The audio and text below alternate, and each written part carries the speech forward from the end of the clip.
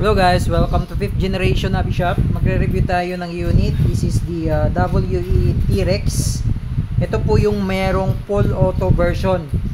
So meron kasi tayong T-Rex na semi-auto. This one is the, yan, naka-indicate sa box, full auto, semi and full automatic T-Rex, silver slide, black frame. This one is two-tone, made WE, made in Taiwan, airsoft gun. So ito po ay unit ni Sir Alexis. Shoutout kay Sir Alexis. Welcome to 5th generation Hobby Shop. So it comes with the green gas and tsaka bala. So bali 0.23 grams 4,000 shots yung kasama, sir. At tsaka bibigyan kita ng number 14 kasi meron ka ng 12 no before yung previous order mo. So ito naman subukan mo number 14. Medyo malakas to ng konti. Okay? So bali ito yung box. Buksan natin. Owner's manual, magazine, 30 rounder, mounting plate para sa red dot, tapos yung unit.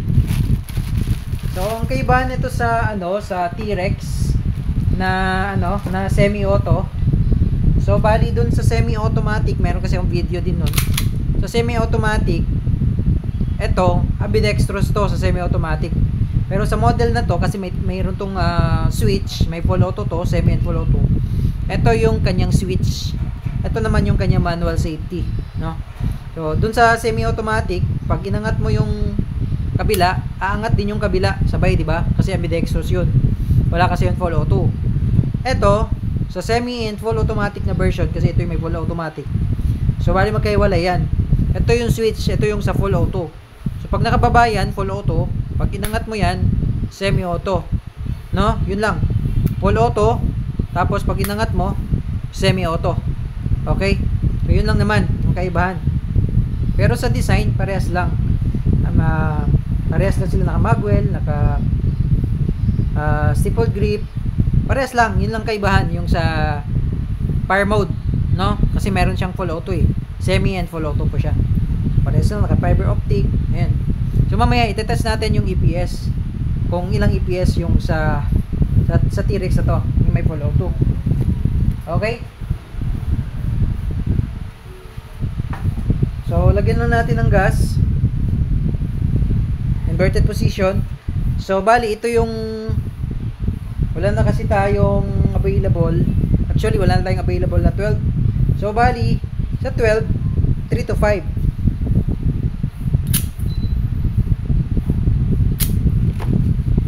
Pero sa 14, pag gagamitin mo yung 14, sir, ano lang, 2 to 3 seconds ang pagkarga. 2 hanggang 3 segundo lang kasi malakas to. Pero kung meron kang 12, gamitin mo yung 12 pag yung magazine normal temperature. Pag normal temperature yung magazine, meron kang 12, gamitin mo yun. Ngayon, pag lumalamig yung magazine, pag lumalamig siya, humihina ang blowback. Pag mahina ang blowback, pag malamig, humihina ang blowback, ang gamitin mo, yung 14. Para malakas pa din. So, yun yung purpose ng 14. Pero pag halimbawa, wala kang 12, gamitin mo yung 14, 2 hanggang 3 segundo lang karga mo.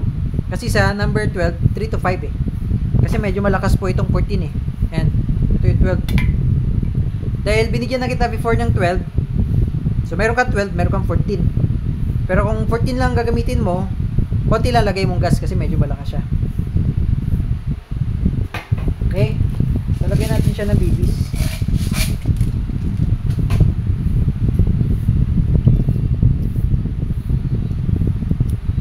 Okay, 4 shots.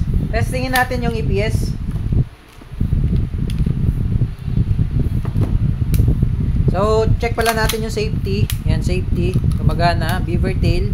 Hanggat di siya engaged, di rin siya puputok. Ayan. Okay. So, gumagana siya.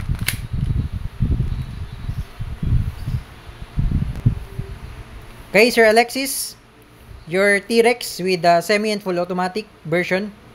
Testing. Chronograph. Testing. Okay. Pairing. 363.4, malakas pa din. Ayan, malakas pa rin. 363.4. So Zoom out. Okay. Pairing 360.4, 362.1,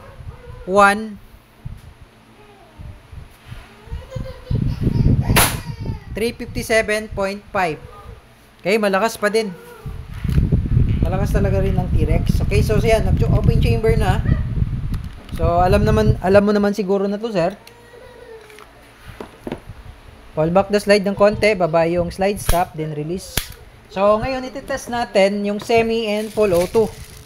So, bali dadamihan natin ngayon ng BBs to para matest natin yung semi and full. Pero, sir, sa advice ko lang, petics lang kayo sa full auto, no? Hanggat maaari, mag-semi lang. Pero kung gagamitin nyo yung full auto, petics lang kayo sa full auto. Huwag lang babad sa full auto, sir. Ayan, okay, dadamihan ko siya, no? Okay, so Sir Alexis, shooting test tayo. Okay, Sir Alexis, testing 5.1 T-Rex. Ito po yung semi and full automatic version. So ngayon, ititest muna natin yung semi-automatic. So nakaangat yung switch. Okay, semi-automatic muna. Pairing. Okay, yun yung semi-automatic. Yan, semi-automatic yun. Ngayon, pag full automatic, baba mo lang yung switch. Yan, okay? So, isang kalabit lang, rat-rat siya. Okay? Pairing. Yun. Ayan, open chamber na. Release the mag. Then, yun. Hammer down. Balik lang natin sa semi. Okay, so yun, petics lang sa full auto, sir, no? So, okay na po, Sir Alexis, ang inyong unit. This is the WE T-Rex na meron siyang semi and full automatic fire mode or full automatic version. Okay, so kung may question regarding sa inyong unit, message lang sa aming Facebook page, 5th Generation Hobby Shop. Thank you, sir, and have a nice day.